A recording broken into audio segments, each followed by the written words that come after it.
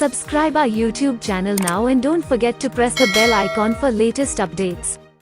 पाकिस्तान और दुनिया भर में देखने और सुनने वालों को अरशद शरीफ का सलाम। नाज़रीन, ये ब्रेकिंग खबर एक काबीना इजलास के बाद आई जिसकी सदारत वजीर आजम शहबाज शरीफ ने की। वो वजीर आजम जो उस दिन वजीर आजम बने जिस दिन उन पे मनी लॉन्ड्रिंग के केस में फर्द जुर्म आयद होनी थी। उनके साथ आज वफाकी काबीना ने यह फैसला किया कि साबिक वजीर आजम इमरान खान के खिलाफ ऑफिशियल सीक्रेट एक्ट के तहत एक मुकदमा चलाया जाएगा और ये मुकदमा चलेगा साइफर के हवाले से, डोनाल्ड लू का वो वाला साइफर जिसके हवाले से इमरान खान ने सबसे पहले 27 मार्च को इस्लामाबाद के जलसे में जिक्र किया था। आज वफाकी काबीना के इजलास में नाज़रीन ये फैसला किया गया कि इमरान खान जिसकी माली करप्शन तो अभी तक निकल नहीं सकी, उसकी पर्सनल ज़ाती बहुत ढूंढने की इन्होंने कोशिश की कि किसी ना किसी ज़ाती करप्शन केस में फंसाया जाए, कोई एवन फील्ड जैसे अपार्टमेंट इसके निकाले जाए, कोई और चोरी चिकारी निकाली जाए, कोई रेंटल पावर का केस निकाला जाए, कोई फेक अकाउंट्स में जिस तरह पैसे आते रहे वो निकाला जाए, कोई सरे मेंशन निकाला जाए। इमरान खान का तो ऐसा कोई मुकदमा निकला नहीं। तो उसके बाद से जो एक सिलसिला शुरू हुआ था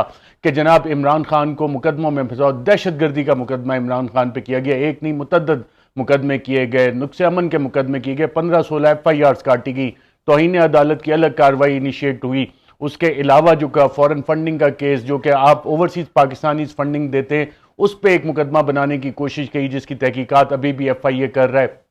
साथ साथ इलेक्शन कमीशन ऑफ पाकिस्तान से नाअहली करवाने की कोशिश, ये उसी सीरीज का हिस्सा है नाज़रीन जो लंदन प्लान में तय हुआ था। और हमने पहले व्लॉग्स में आपको बता चुके हैं कि इमरान खान के हवाले से जो प्लानिंग हुई, लंदन में प्लानिंग हुई, उसमें यह बाकायदा फैसला किया गया था कि इमरान खान को रास्ते से हटाना है और उनकी जान को भी संगीन खतरात है। और लंदन से जो ख्वाहिश आई थी, खुफिया मुलाकातों में फैसले हुए थे कि लेवल प्लेइंग फील्ड चाहिए, नवाज शरीफ ने वापस आना है। और नवाज शरीफ ने के वापस आने के हवाले से वजीर दिफा ख्वाजा आसिफ जो लंदन में मौजूद है, उन्होंने कहा अनकरीब नवाज शरीफ भी वापस आएंगे और उनके खिलाफ जो मुकदमात हैं वो भी ख़त्म होंगे। और उन्होंने कहा कि अदलिया ने इस हवाले से अदलिया को तनकीद का निशाना बनाते हुए कि बड़ा गलत किरदार अदा किया। साथ साथ उन्हें इदारों में जिसमें ISI शामिल है, मिलिट्री इंटेलिजेंस शामिल है, state bank of Pakistan, national accountability bureau, security exchange commission of Pakistan और दीगर इदारे जिन्होंने JIT में तहकीकात की थी, उन सब पे एक बहुत बड़ा सवालिया निशान उठाया उसकी सूरत में जो कि एक NRO 2 के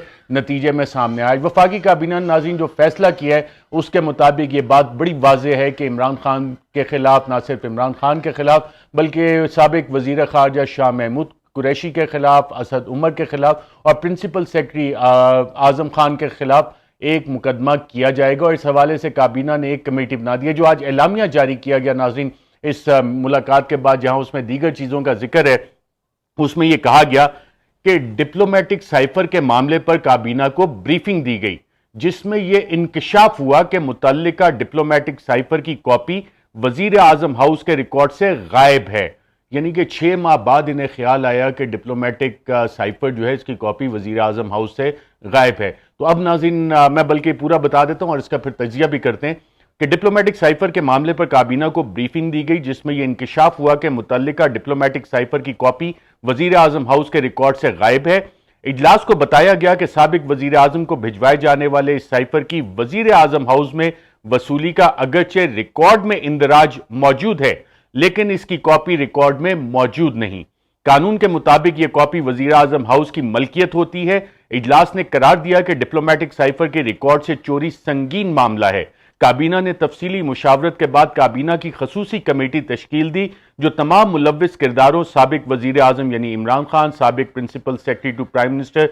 यानी आजम खान, सीनियर वुज़रा जिसमें कि वुज़रा जिनकी ऑडियो भी आई है, असद उमर और शाह महमूद कुरैशी, उनके खिलाफ कार्रवाई का तयन करेगी। काबीना कमेटी में हुकूमत में शामिल इत्तेहादी जमातों के वजीरों के अलावा वजीर खारजा यानी बिलावल भुट्टो, वजीर दाखिला यानी राना सनाउल्लाह और कानून की वजारतों के दीगर लोग शामिल होंगे, आजम नज़ीर तारो और दीगर, यानी वफाकी काबीना की ये कमेटी बनेगी। अब ये कह क्या रहा है, आज का जो एलामिया आया है वजीर आजम हाउस से, ये बात कह रहे हैं कि आज 6 महीने बाद जब ये हुकूमत में, जब वजीर आजम हाउस इनके पूरे कंट्रोल में, जहां से ये ऑडियो लीक्स कर रहे हैं, अब ये भी समझ आ रहा है कि ये ऑडियो लीक्स की इसलिए गई हैं कि ये मुकदमा बनाया जाए, उससे पहले ये केस तैयार किया जाए कि ये आजम खान की बात हो रही थी इमरान खान से, हालांकि उसमें बड़ा वाज़ेह है, इमरान खान उन्हें कह रहे हैं कि इसको रिकॉर्ड पे लेके आओ, इसके मिनट्स तैयार करो। اور پھر اس میں یہ کہا گیا کہ اجلاس کو وزیر اعظم کو بھجوائے جانے سائفر کی وزیر اعظم ہاؤس میں وصولی کا اگرچہ ریکارڈ میں اندراج موجود ہے لیکن اس کی کاپی ریکارڈ میں موجود نہیں، یعنی کہ وزیر اعظم ہاؤس میں کاپی ریسیو ہوئی لیکن اس کا اندراج موجود نہیں ہے۔ اب وہی ناظرین کہتے ہیں نا کہ اگر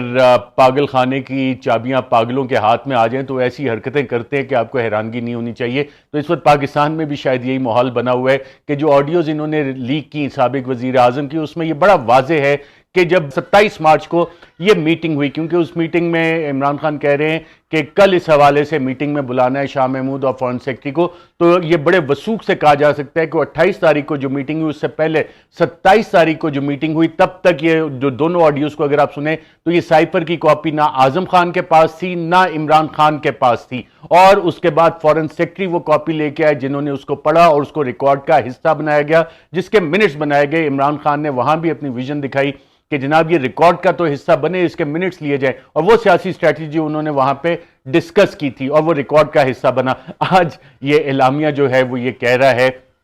کہ وہ کاپی وزیر اعظم ہاؤس میں وصول ہوئی لیکن اس کا ریکارڈ نہیں۔ تو سوال یہ بنتا ہے کہ اگر وزیر اعظم ہاؤس میں ڈسپیچ ہوئی کاپی اور وہاں پہ آئی تو پھر وہ ریسیو کس نے کی؟ کیونکہ اعظم خان اس میں بڑے واضح ہیں، عمران خان بڑے واضح ہیں،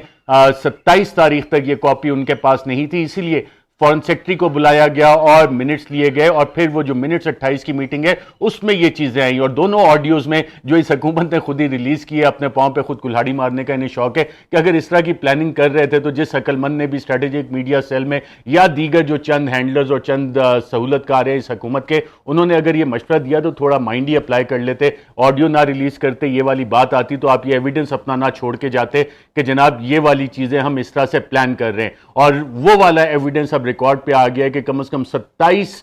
مارچ تک عمران خان اور اعظم خان کے پاس وہ کاپی ریسیو نہیں ہوئی تھی۔ عمران خان اسی لیے ہر جلسے میں بار بار پوچھ رہے تھے کہ وزیر اعظم تو میں تھا، تو پھر ڈونلڈ لوک اس کو کہہ رہا تھا کہ جناب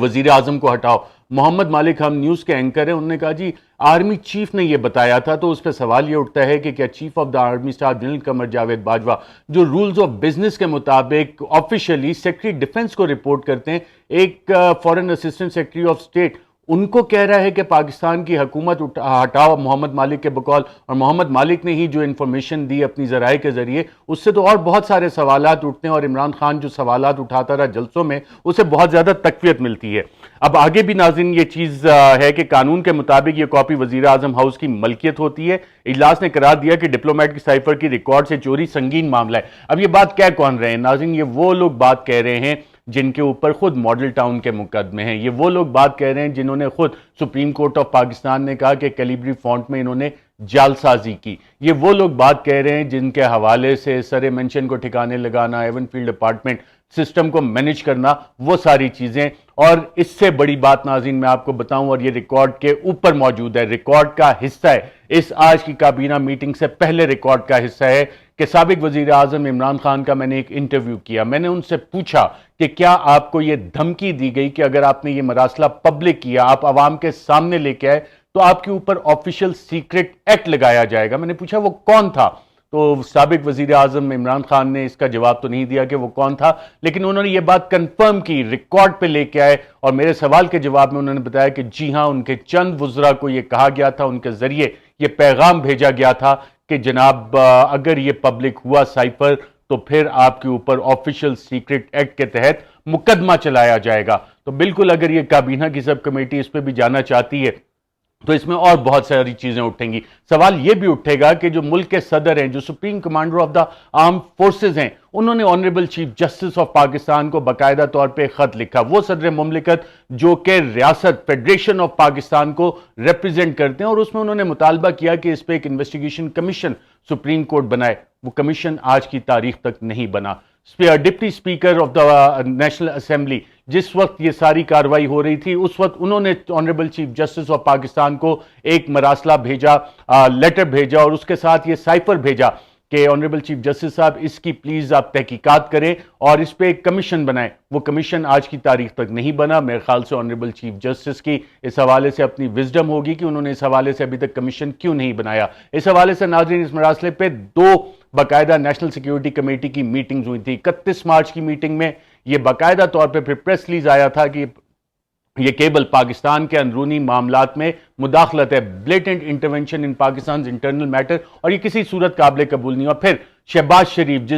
وہ شہباز شریف جو اس وقت وزیر اعظم ہے اور اس دن وزیر اعظم بنے جس دن ان پہ منی لانڈرنگ کے کیس میں فرد جرم عائد ہونی تھی، ان کے زیر صدارت بھی جب نیشنل سیکیورٹی کمیٹی کی میٹنگ ہوئی تو کہا گیا کہ یہ پاکستان کے اندرونی معاملات میں مداخلت ہے۔ پہلے دن سے یہ کوشش ہو رہی ہے ناظرین کہ اس سائفر کو کسی نہ کسی طرح سے دفن کیا جائے، اس حوالے سے ایک مختلف قسم کا حقائق سے ہٹ کے بیانیہ بنایا جائے، جس طرح سے کاٹ پیٹ کے 2 آڈیوز ریلیز کی گئی اور اس کے بعد آج کی جو کابینہ کی میٹنگ کے بعد فیصلہ ہے اس سے لگ یہ رہا ہے کہ پاگل خانے کی چابیاں پاگلوں کے ہاتھ میں، اور وہ پاگل خانے میں جو کچھ ہو رہا ہے وہ اب سب کو نظر آ رہا ہے، اور باہر بیٹھے ہم لوگ تو ہنس ہی سکتے ہیں کہ اللہ ہدایت دے۔ ناظرین اپنا بہت بہت خیال رکھیے گا، اللہ آپ کو حفظ و ایمان میں رکھے، مجھے دیجیے اجازت، اللہ حافظ۔ Subscribe our YouTube channel now and don't forget to press the bell icon for latest updates.